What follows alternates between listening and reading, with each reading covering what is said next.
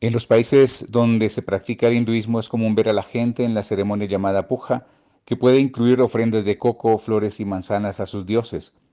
Un sacerdote pone en la frente de los creyentes una mancha de colorante rojo o amarillo llamada tilak. Cada año millones de personas también acuden al río Ganges para purificarse con sus aguas. En países católicos se ve a la gente rezando en las iglesias y catedrales con un crucifijo en la mano o un rosario entre los dedos. Los católicos usan las cuentas del rosario para contar los rezos que hacen en su devoción a la Virgen María, y no es difícil identificar a las monjas y a los sacerdotes que se distinguen por su ropa negra. En las tierras protestantes abundan las capillas y las iglesias, y los domingos los feligreses suelen vestirse especialmente bien y congregarse para cantar himnos y oír sermones. Sus clérigos por lo general se visten de negro y llevan un cuello distintivo. En países islámicos o maometanos se pueden oír las voces de los almoedanos, los musulmanes que desde los alminares convocan 5 veces al día a los fieles al salat, la oración ritual. Para los musulmanes, el Corán o Al-Corán constituyen sus escritos sagrados. Según la creencia musulmana, fue revelado por Dios y el ángel Gabriel lo dio al profeta Muhammad en el siglo VII después de Cristo. En las calles de muchos países budistas se ve a los monjes del budismo como señal de piedad, por lo general en túnicas que son de color azafrán, negras o rojas. Los templos antiguos con estatuas del Buda sereno evidencian la antigüedad de la fe budista. El efecto del sintoísmo, practicado principalmente en Japón, se ve en la vida cotidiana por los santuarios de las familias y las ofrendas a los antepasados. Los japoneses oran libremente hasta por lo más terrenal, incluso por el éxito en un examen escolar. Otra actividad religiosa conocida por todo el mundo es la que las personas hacen cuando van de casa en casa y a quienes se les ve por las calles con Biblias y literatura bíblica. Al ver en sus manos las revistas Atalaya y Despertad, casi todo observador los reconoce como los testigos de Jehová. Cada religión tiene su forma de dar a conocer su mensaje y proceso de evangelización. Por milenios la humanidad ha experimentado una necesidad y un anhelo espiritual. El hombre ha vivido con sus dificultades y cargas, sus dudas y preguntas, entre ellas el enigma de la muerte.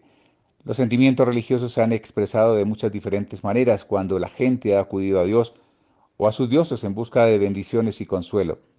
La religión también trata de contestar las importantes preguntas: ¿por qué existe el hombre? ¿Cómo debemos vivir? ¿Qué encierra el futuro para la humanidad? ¿Qué nos depara después de la muerte? Por otra parte, millones de personas afirman que no tienen religión ni creen en un Dios alguno. Son los ateos, otros los gnósticos, creen que Dios es desconocido y que quizás sea imposible conocerlo. Sin embargo, es obvio que eso no significa que estas personas sean gente sin principios ni ética.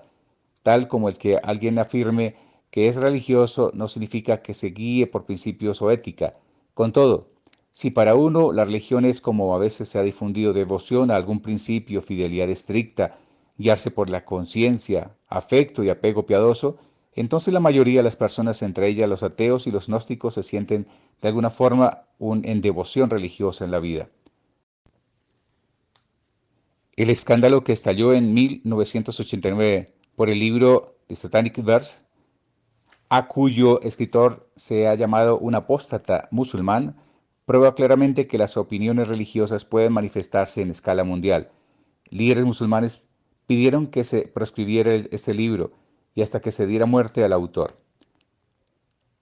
Para contestar a esta pregunta sobre la reacción a la vehemencia de los asuntos religiosos, se puede manifestar que el estudiar diferentes religiones no necesariamente implica que uno sea infiel a su propia fe. Esta, más bien, puede ampliarse cuando se ve como otros han buscado la realidad y han sido enriquecidos por su búsqueda. El conocimiento definitivamente lleva a comprensión, y a la comprensión a tolerar a personas cuyo punto de vista es diferente. La religión se puede considerar como un asunto muy personal, aun cuando hay influencia de los padres y los parientes al inculcar ideas religiosas o éticas, casi desde que se nace. El resultado de esto es que por lo general se siguen los ideales religiosos de los padres y los abuelos. La religión se puede entender como un legado de carácter familiar, una tradición. En muchos casos son otras personas las que escogen su religión. Ha sido sencillamente un asunto de dónde se haya nacido o cuándo.